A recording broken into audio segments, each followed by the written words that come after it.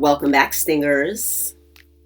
Some of you are losing in the Scorpio relationship game, and it's because you just cannot calm down and fall back. So in this video, I'm going to give you a few tips on how to strategize and win in that relationship. But before I do, remember to like, subscribe, share, hit the notification bell so you don't miss any of my fabulous content. And if you're new to my channel, welcome. Scorpio Sun, Scorpio Moon is the first YouTube channel ever about Scorpios by a real Scorpio. Now, we not only talk about astrology, we talk about transformation and self-esteem all through the eyes of Scorpios. Now, if you want to hear a more podcast style video, what the hell's going on? If you want to hear a more podcast style video, subscribe to my new channel, ScorpioSunScorpioMoon Podcast, where I break down everything in a podcast style setting. And if you want to know how I get so fabulous without makeup filters or Photoshop, join my new lifestyle and beauty channel called No Makeup Needed. Okay, I'm focused and I'm ready.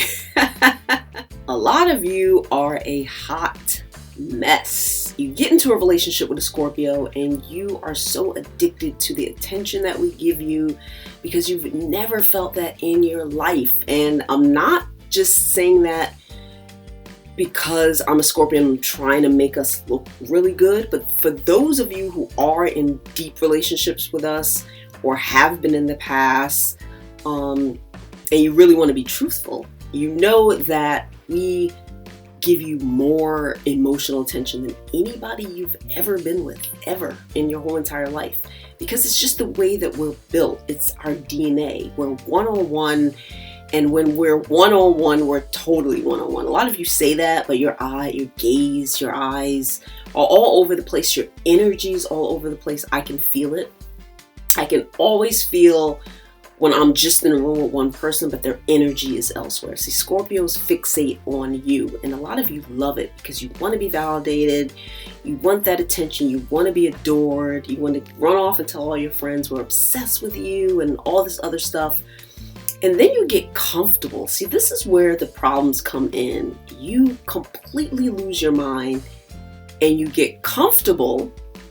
Now, being comfortable is nice. It's nice to be comfortable, but then you forget your place. And that's where you run into problems. This is going to help you in a huge way.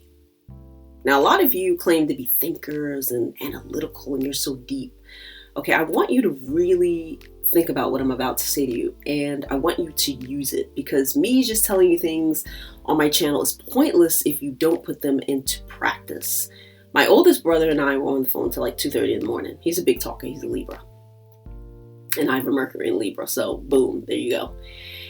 And we both brought up a point about relationships that clicked into place. Now, I've been talking about this forever, and I could talk about this till my tongue falls out of my mouth, and some of you still won't listen. You still don't get it. You always have to know your place within your relationships, and that means every relationship with your neighbors, your boss, the guy at the deli, your parents, your siblings. Every relationship is not meant to be close or tight or business or personal. When I meet people, I can tell right off the bat whether we're going to be personal. Personal means inviting you into my home, into my private space, or whether we're just business, honey. You got my business number. You get emails. You should not ever call me. You know what I'm saying? You got a 9 to 5, bracket of, you're not just dipping in and out like that. And I mean, it's very important to keep that and know what your intention is, which I'm going to talk about next. I always form very strong intentions within my relationships. I'm making new friends now. I have probably 4 or 5 people in the running to be a new friend or a new something. I'm placing them strategically. One, without a doubt, is just all about work. Don't get private, don't get personal. And when things start to get a little bit personal, I push right back into very professional mode. Now, a lot of you have no idea what you want when you meet a Scorpio. You're turned on, maybe you have some chemical reaction, maybe you just want to sleep with them. You don't know, you're all frazzled, your energy's all over the place, and of course it's going to mess up because you have no driving point, you have no vision. It's just like, oh, I'm going to start a company, and you have no vision, you have nothing mapped out, like I want to do this and I want to get there. You're going to be a mess. You're not going anywhere. It's pointless, it's useless. Your relationships are the same way. Where are you going? You should know that literally as you get to know each other in the beginning. You're like, wow, this person is like absolutely amazing. I can literally see myself marrying them or being at least very serious with them, meeting my family. They kind of fit into my dynamic. Like, you should have some sort of goal and vision, okay? A lot of you fall into bed with Scorpio very quickly. That's so easy. It's one of our biggest tests and one of the easiest to, you guys fail at all the time because Scorpios have that magnetism, that sexiness. We rule sex. It's like, it's a no-brainer for us. It's a no-brainer. And then you fall off like, where are we going? I don't know. Where are we going? You're driving. Where are we going? I'm asking you. You don't know what you're doing. You're flopping all around. You have no intentions. So forming an intent in the beginning will literally guide you because that will determine what your personality is. A lot of you have big mouths, you're aggressive. Some of you females, you're acting off your masculine energy. I spoke about that. Some of you men are acting feminine. I don't know what you're doing. You're all over the place. You have no intentions. You're in the driver's seat with your eyes closed. Could you imagine? Get in your car right now and just put it into drive and press, step on the pedal and close your eyes. Well, you're going to crash. Of course you're going to crash. This is what you guys do when you get into relationships with Scorpios. You get in the car and put your blinders on. It's ridiculous. It's nuts. Within a month of hanging out with a Scorpio, you should already have a vision. A month is a good amount to kind of assess, like, no, I'm just going to sleep with them and have a good time. They're not really my type, but they're good. They may be good in bed. Or, oh my gosh, this person really kind of fits into my family dynamic. We have the same values. Like, I want to be like some real shit. Like, I want to be their one and only. You know what I'm saying? You have to have a driving point. You have to. Why? Because that's going to determine how you behave around that person. That's going to determine your decisions. That's going to determine what you do, right? It's like any other thing, right? Are you going to go mouthing off and trying to demand things with the person you want to potentially marry? Probably not. Are you going to, be all aggressive and, scare that person off that you really want a serious relationship? Probably not. You'll probably do that with somebody you're not interested in, but it has to be clear. So that's one of my main tips, is to assess where you are in that space. Who are you? Where are you? And where are you going?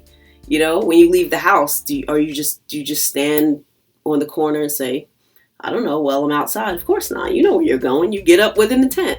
I'm going here, I'm doing that, I'm doing that. It's the same exact mindset.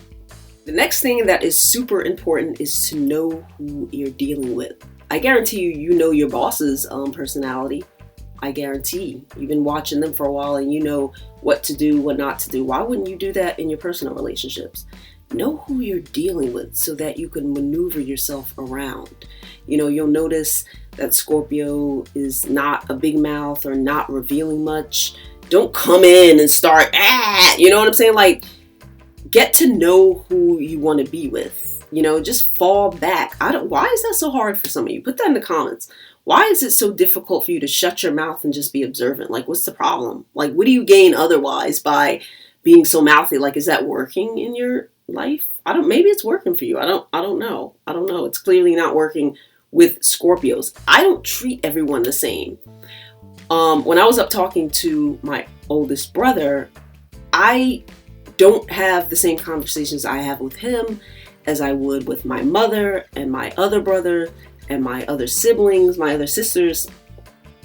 All of our conversations and relationships are intricate, and I treat them intricate because they have such different personalities. So you have to understand that. And some of you, I could talk to, I pass out, and you still, it's something about that you still either don't know, pretending not to know, or you just can't comprehend it in some way. Like, know who you're dealing with so that you can adjust yourself. And what I mean by adjust yourself is that, see, I'm a water sign, so I just flow around you. It's right between your legs and everything. I don't have the personality that will knock you down. Like, I'm not forceful like that. I can find my way to the door. Ooh, the door over here. Yeah, to the door. There's so many ways I can get to that door. I could skip, I could walk, I could run, I could roll, I could crawl. I'm still getting to the door. You know what I'm saying? Some of you have the mindset of bulldozer. Let me push, let me break them down. Like, that doesn't work with Scorpios. You have to watch us carefully. And every Scorpio is not the same. Don't you dare go to another Scorpio channel and then come in my comment section thinking I'm like them. You guys already know. You already know. So the people that I have as potential new friends right now are Aquarius, Scorpio, Leo, and they're all very atypical. Aquarius, Scorpios, and Leos, but I'm so observant, and I've fallen back to the point where I'm just allowing them to share whatever they want. I'm just totally allowing. There's a difference between allowing and trying to pull something out of somebody. The energy is different. The energy is different. And I love allowing because I feel like I'm in a place of self-power. It has nothing to do with them, but self-power. It's like, give me what you want. Show me what you're going to show me, and then I'll take it from there. I'll handle whatever you've shown me, and I'll deal with it. It's such a great strategy, guys. I really wanted to give you this information. It seems like a little bit, but it's actually a lot. And I want you to put this in practice, and I want you to come back to me and tell me how it's working out, because I know it's going to help you in a huge way. I hope you guys have enjoyed this video. Remember to like, subscribe, and share. Hit the notification bell so you don't miss any of my fabulous content. And if you want a personal live stream session where I will pulverize any question that you have about Scorpios, self-esteem, and relationships, send me an email to ScorpioSunScorpioMoon@yahoo.com, and I'll see you in my next video.